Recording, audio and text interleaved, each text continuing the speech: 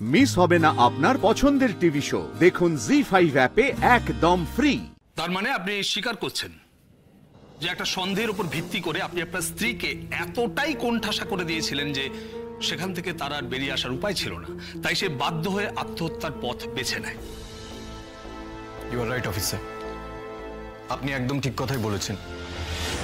আমি বাধ্য করেছিলাম রায়কে। রায়ের কাছে আর কোনো রাস্তায় খোলা ছিল না। ওর বিশ্বাস, ওর ভরসা সবকিছু মিথ্যে করে দিয়ে আমি ওকে বলেছিলাম এই বাড়ি ছেড়ে চলে যেতে।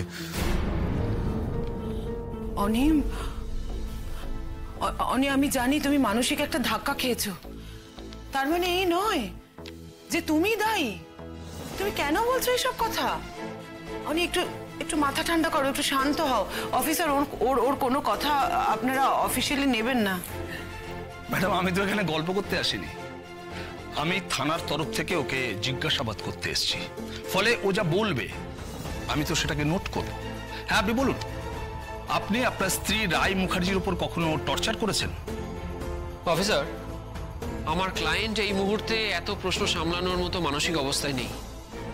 আমি আপনাকে একটু রিকোয়েস্ট করবো ওনাকে রেহাই দেওয়ার জন্য। বিবাহিত স্ত্রীর সঙ্গে ভুল বোঝাবুঝি কার না হয়? কথাটা একটুখানি কারেকশন করতে হবে মিস্টার সেনগুপ্ত। বিবাহিত স্ত্রী কথাটা আপনি ঠিক বলেছেন, কিন্তু ওদের মধ্যে যেটা ঘটেছে সেটা আর সামান্য ভুল বোঝাবুঝি না, রীতিমতো অশান্তি। আপনার কথা মেনেই নিলাম। সেটা যদি হয়েও থাকে, ওদের তো লাভ ম্যারেজ ছিল। আপনার মনে হয় কোনো স্বামী ফুলশয্যার রাতে তার স্ত্রীকে আত্মহত্যার প্ররোচনা দেবে?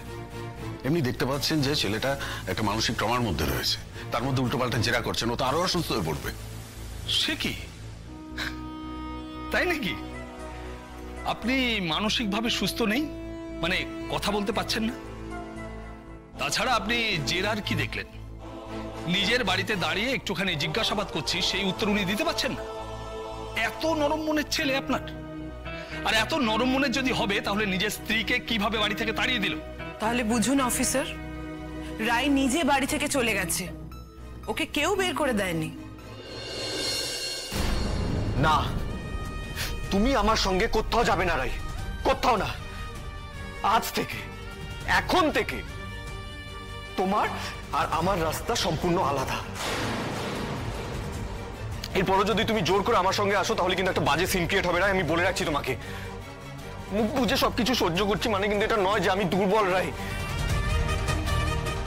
আমি ভুলতে চাইছি সবকিছু। রাই, প্রাণপণে সবকিছু ভুলতে চাইছি। এই মুহূর্তগুলো, তোমাকে, আমাদের বিয়েটাকে।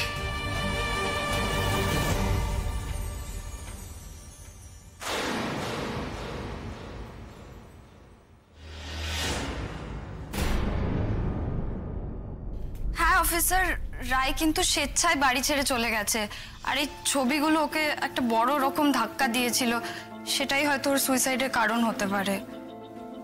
দেখুন স্যার, কর্তিদার সঙ্গে রায়ের একটা ভুল বোঝাবুঝি হয়েছিল ঠিকই, কিন্তু শুধুমাত্র সেই কারণে রায় সুইসাইড যদি করে, তাহলে এই কদিন পরে কেন করবে, তাই না? আমার মনে হয় আপনাদের একবার ভালো করে ইনভেস্টিগেট করা উচিত। হয়তো বাইরের কারোর কথায় বা ওর বাড়ির লোকজনদের কোনো কথা বা আচরণে ও এরকম একটা পথ বেছে নিয়েছে। আমরা ইনভেস্টিগেশনের কাজ বন্ধ করে দিয়েছি, আপনাকে কে বললো? শুনুন, আমার ডিউটি নিয়ে আমাকে জ্ঞান দেওয়ার চেষ্টা করবেন না। আমরা এখানে মিস্টার সেনের জবানবন্দি নিতে এসেছি। সেখানে যদি এতটুকু ভুলচুক পাই, তাহলে ওনাকে তো গ্রেপ্তার করতেই হবে।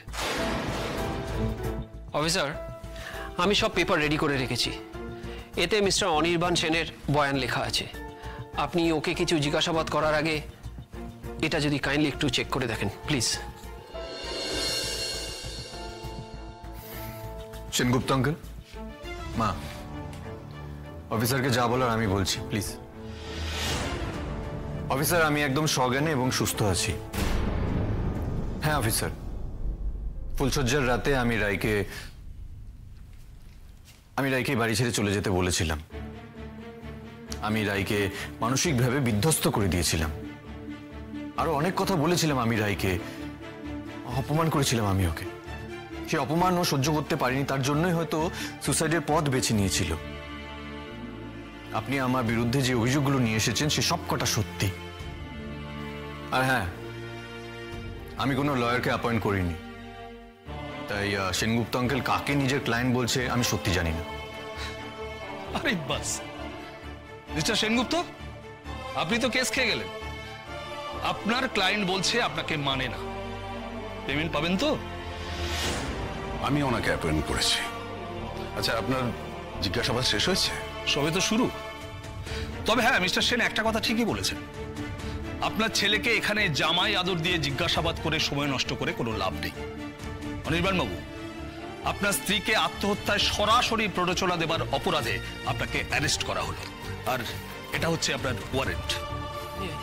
অফিসার, আপনারা কিন্তু অন্যায় করছেন অফিসার। যে ওই ছবিগুলো করলো ওই রাইয়ের বোন, তাকে আপনারা শাস্তি দিচ্ছেন না, অথচ আমার ছেলে যে কিচ্ছু করেনি তাকে আপনারা দায়ী করে দিচ্ছেন।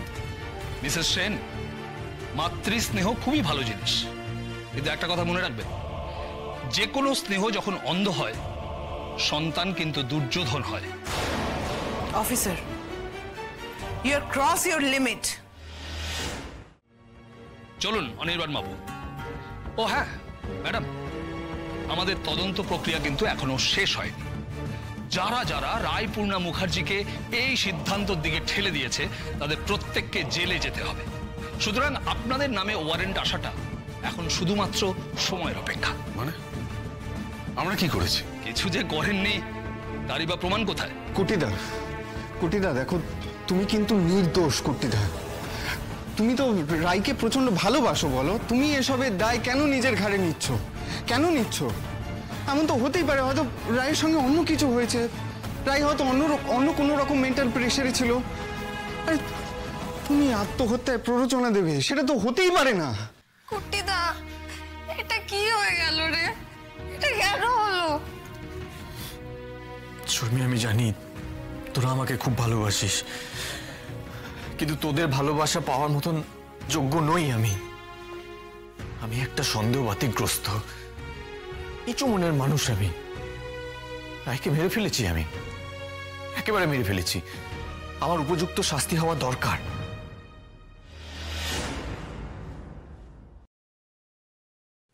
অফিসার, আপনার কাছে আমার একটা রিকোয়েস্ট আছে, আমাকে একবার রায়ের কাছে নিয়ে যাবেন। শেষবারের মতন আমি রায়ের কাছে ক্ষমা চাইবো, প্লিজ।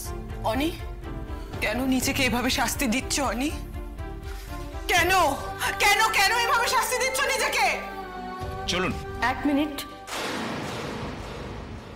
আপনি?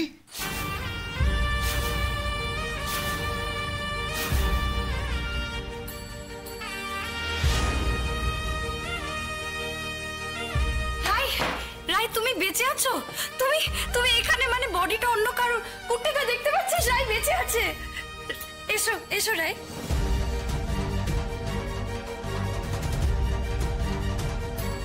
আমি রায়পূর্ণা মুখার্জি, এখানে আসতে বাধ্য হলাম।